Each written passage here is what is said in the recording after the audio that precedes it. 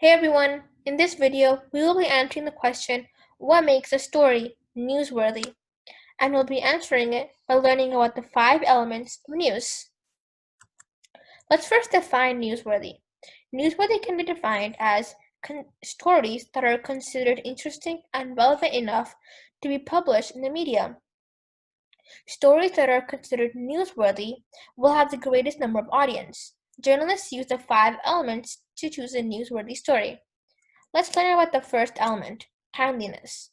The audience wants immediate, current information about events because they want to stay updated. Stories that have recently occurred is considered newsworthy because it's new.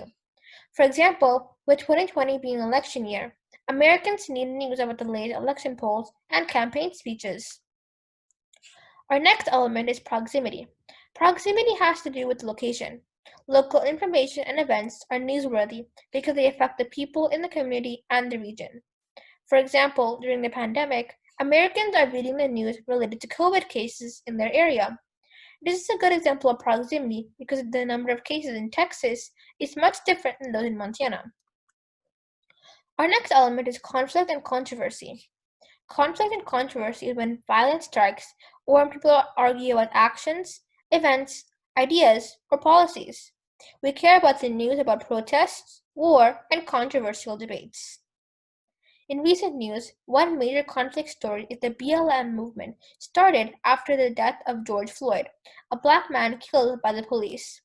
This event sparked major protests across the world, and journalists reported about it all. Our next element is human interest. Stories about the celebrities, people celebrating something or having a discussion interest the audience. We like unusual stories about people who accomplish amazing feats or handle a life crisis because we can relate to them. For example, during the pandemic, we are interested to hear stories about people who have survived the virus or who are battling COVID because we can relate to them. Our final element is relevance. People make decisions every day and need information to make the best possible ones.